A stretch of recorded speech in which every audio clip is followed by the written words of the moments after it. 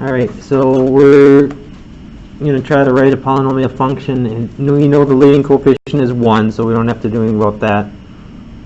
And the zeros are -1, 0, and 3. Okay, so it's kind of going backwards. Normally you're given a function and you have to find the zeros. This time you're given the zeros and you have to find the function. So if we know that -1 is a 0, what's one factor that exists in my polynomial? If -1 is a 0, what do I know is one of the factors?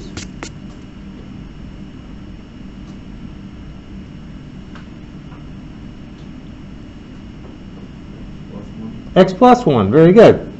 Because -1 is a 0, then I know that x plus 1 is one of my factors. Well, if 0 is 1, I could just do x minus 0, or just x. That makes 0 a factor, or a 0.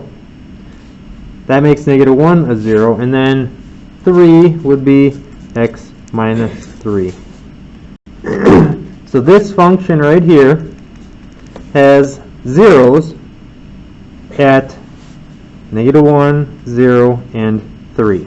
Okay, so you just do x minus that, x minus that, x minus that, and then you just have to multiply it out. And it says a leading coefficient of 1, so once we get down to the bottom, or I multiply it out,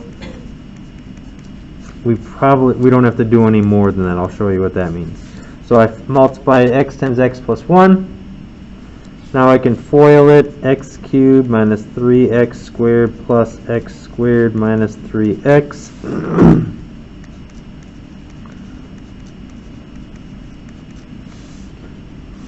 Okay, so there's my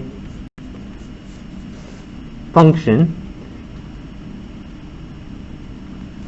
Coefficient of 1, so I could just put a 1 up front, it's already there. If it said coefficient of 2, then you would just have to do like a 2 here in parentheses of that whole thing. So put a 2 and distribute the 2 to all 3 terms, and then you'd have 2 out front. But our coefficient is just 1, so we're good to go. Whatever we have for coefficient, you just put out front and put it in parentheses and distribute it.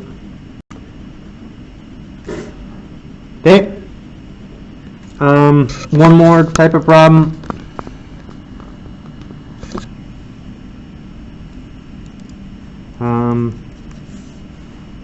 So let's say I have same thing, but it has zeros of 4 and 3 plus the square root of 2.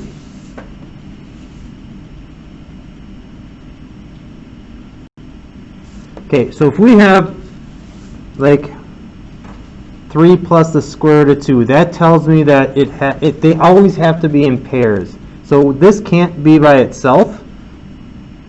If it's a polynomial, it has to have also 3 minus square root of 2. They come in pairs. So if you're given 3 plus the square root of 2, then you can immediately say 3 minus the square root of 2 is another one. So now we're trying to find a polynomial function with zeros of 4, 3 plus the square root of 2, and 3 minus square root of 2. So just like up above, it's always x minus our zeros.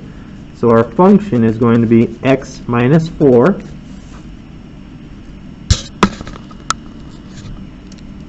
It's going to be x minus 3 plus the square root of 2.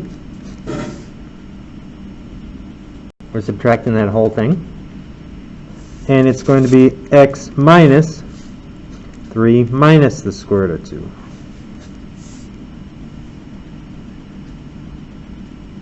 Okay, so if this were a question on your quiz, and you got to this right here, that's a lot of the problem, because it shows me that you understand what we're doing. If you have zeros, then you can create a polynomial from those zeros.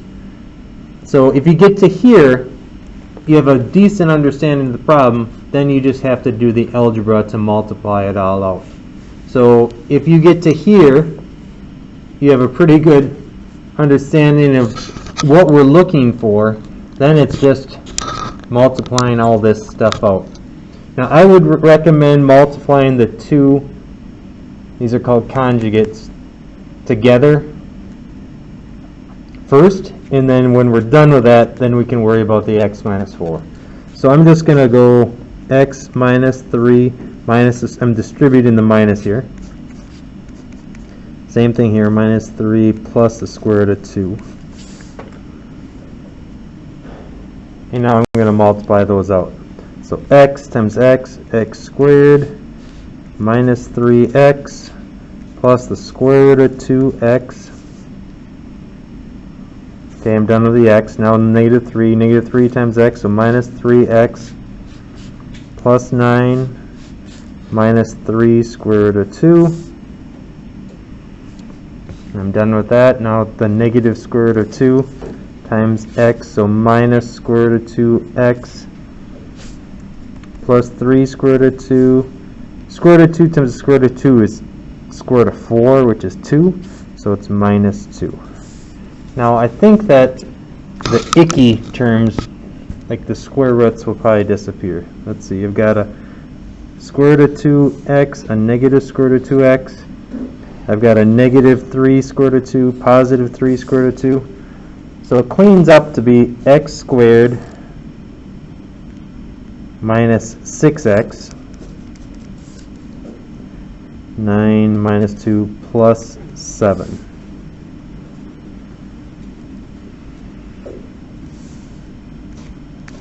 And now I still have my x minus 4 out front. So we have more work to do.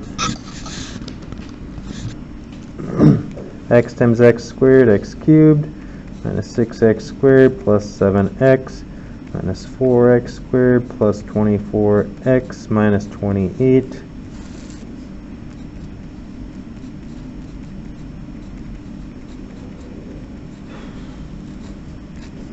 There's our polynomial. For full credit, you'd have to multiply them all out, and that's what we would get for our answer.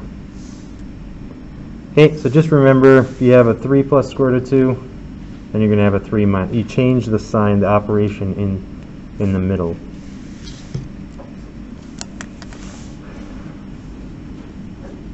Questions on that? It's a whole lot of like nuts and bolts algebra stuff.